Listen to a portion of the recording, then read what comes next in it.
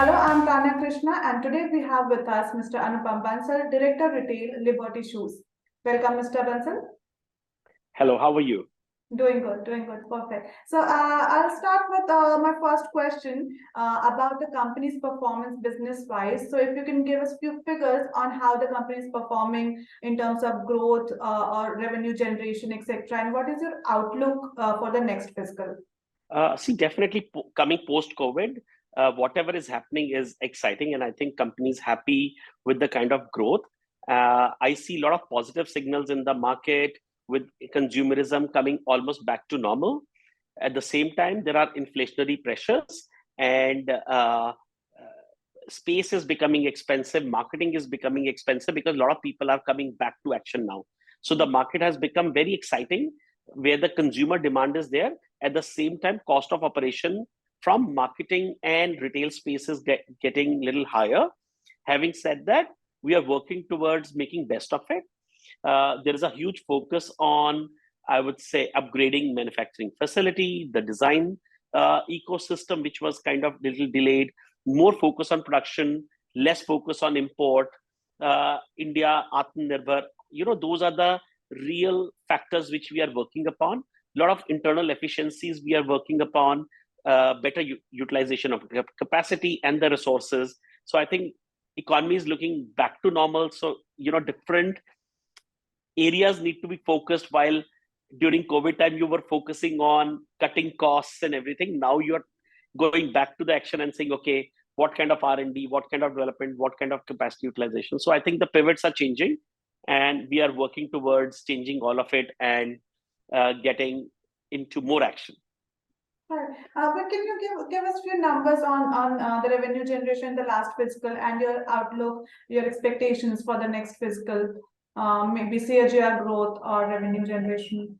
The growths have been about 20% this year. While the exact figures of the financial year will be disclosed soon, and I'm not really focusing on it because it's a critical period. Being a listed company, I can't really disclose too many figures before they're out in public domain. At the same time, for the next year, I see again good, robust growth. I don't really see any impact of COVID or anything else. While this has given us a new learning, we can't be over optimistic at the same time. But I think I see a good outlook, and consumer is back in action. And when we talk about consumers, there have been a lot of changes after these past 2 years. Consumers have evolved. So what are they really looking for right now? How are they buying? What are they buying? What kind of payment gateways or payment strategies they are looking at? And how are you adjusting with all of that? Honestly, there are too many things on the plate right now.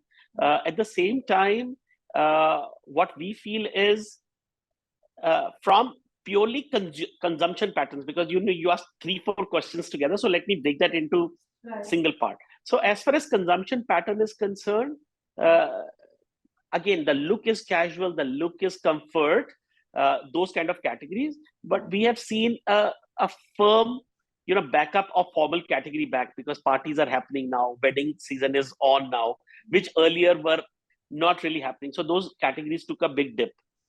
Sports and athleisure are really trending, because that's what is doing great as far as even the apparel fashion is concerned. So matching footwear has gone strong there.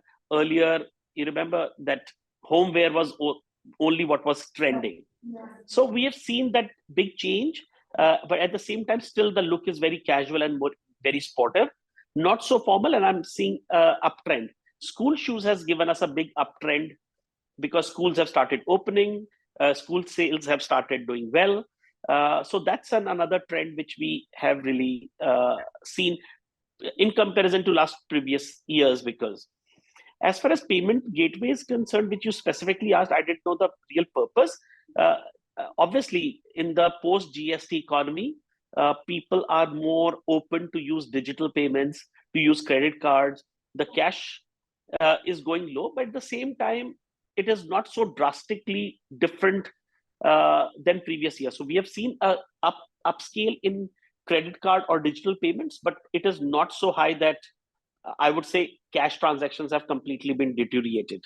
Alright. So that's not what we have really observed. While our credit card digital payments are in percentage of about 30 to 40%. If you talk about the prices and the cost, how are you optimizing the prices and reducing the cost at Liberty Shoes? And do you have to cut on the margins to not pass on the cost to the consumers? See, again, it has to be seen in a slightly more macro environment. Right. While economy is inflationary, so you can't really, I would say, not focus on pricing on purchase side or all the selling side. Right. At the same time, we know that the disposable income is not going up. So you play a dual strategy. For certain brands, you make it position premium and try to get some premium. And any value centric, or I would say, few brands you need to focus on very value proposition. So you kind of distribute your margins into different parts, and you can't have similar strategy for all the products. So typically, like how income tax works, you tax more who earn more and you tax less who. So similarly, we need to find the same pricing strategy for certain premium brands. You don't really focus, and all the competing or the low value categories, you need to be price sensitive. While our idea would be to focus on certain core categories, increase the volume and reduce the cost. And that's what we are constantly doing to make that happen. Okay. And have you taken any price rise in the recent months or the last year? And what has been the quantum of this price hike, if yes? See, last year the inflation component was high where the price hike was taken. But I think this year we see more stable since last few months. We have not neither visualized or planned any price hike. And we are wanting it to run stable. And I pursue and I at least want to follow the same trend until unless the inflationary pressure goes even higher. And what was the percentage price hike the last year? See, I would like to make it more general. So approximately it was an average of 10%. But typically what we do is we don't increase the prices of the real products. Always the new introduction is at a higher price. So you don't change the price of the same product. So it is not that whatever product is going on, you increase the price. People continue. You only introduce new items at a newer price. And if we talk about the product categories, what are the most sold product or product categories at Liberty Shoes right now or the last year? And what kind of revenue generation comes from the percentage share that comes from that particular category? Like I said, two categories which are doing the highest at the moment are sports and athleisure, which contribute to almost 25% of the share. There's another category of school shoes, which is also big and very relevant. And in last quarter, we saw a big spike there, which contributes to again about 20-25. Rest all other categories like open footwear, formals, kids, women, they all have due share. And I'm not highlighting in particular because the biggest categories are sports, athleisure, and the school shoes. And do you witness any surge in sales during the summer seasons? And if yes, by what percentage? In last summer season, you mean to say? No, generally in summer seasons, is there any surge in sales generally? See, typically in value terms, in Liberty's context, the winter contributes to almost 55 to 60%, and the summer contribute to 35 to 40%. Sorry, 40 to 45%. Because of the sheer average selling price. Because open footwear are priced much lower than the closed footwear. So in value terms, you see that kind of a difference in these months. And what are your expectations in terms of sales in this season and the rest of the year? So and this is like I said, I'm expecting to grow by 10 to 15% minimum. At the same time, winters would always be skewed higher on average selling price. At the same time, in an Indian context, most of the festivities and weddings are also during winter season. So the purchasing of festive footwear is always higher at that time. Summer is not the time when we usually buy more footwear. And Can you elaborate on your manufacturing facilities? What percentage of the products at Liberty Shoes are manufactured in India? What percentage are outsourced from outside? And what kind of capacity does your plants have? Okay, so we produce almost 35 to 40,000 pairs every day within our plant. Almost 80 to 85% of the production happens in-house. Rest of the production is evenly distributed between outsourcing, and out of outsourcing, about 30% comes from import, while it is on the reducing trend right now because our dependence from outside economies we are reducing drastically. While our focus is not there, but old commitments are kind of getting inside, and we want to just make sure that whatever gets developed in India, we will focus to indigenously develop it. So the focus is more or less on Make in India and Atmanirbhar Bharat is what I see. Correct, absolutely.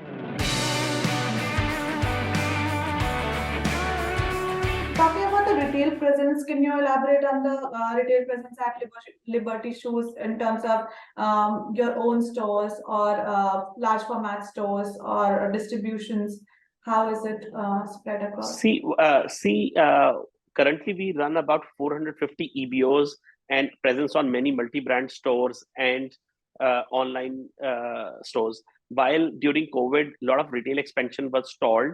And in fact, because of various reasons, many stores were closed in malls because of the sheer presence of online coming into the picture. So we are back into the expansion space and trying to open almost 50 to 100 stores year on year. And that would be the focus.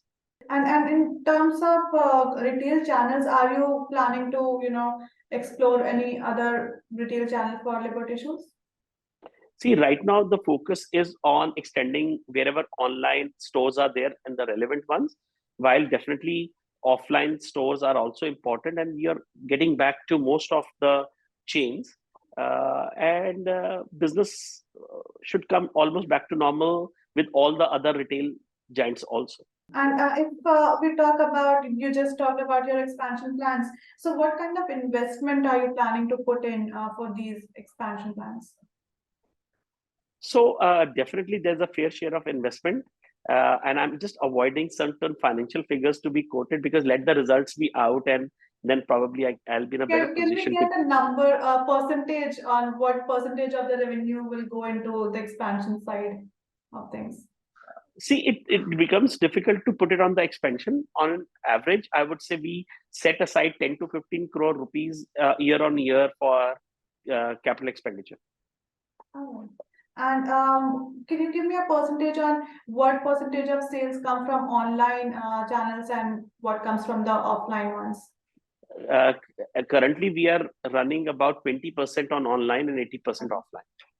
Okay, and in terms of regions, which regions bring in the most revenue for Liberty? Almost 65% of the business would come from North India. Right. About 15% from South India. And Central India about 5%, and then East and West become our comparatively lower zones. Okay. Will there be any works on these lines to increase the penetration in either of these 4 zones? Absolutely. So the team is constantly working towards expanding and opening new markets and get sales from different zones. Perfect. And lastly, about competition, how do you see competition in this space, and what are your strategies to keep ahead of the other brands or the curve? So I'm happy that the competition is healthy among footwear industry, while consumer is shifting to the branded segment, while the biggest competition becomes unorganized, which is about 70% people are still in the unorganized sector. That becomes the big real competition where the customer has to be moved from there to the branded segment. And I see a healthy transformation coming from the unbranded to the branded side. So that was all I had. Anything else you would like to add on this? Perfect. I think you had most important relevant questions, and I think I've tried to answer best to my ability. It was perfect. Thank you so much. Thank you for taking our time. Have a nice day. Thank you.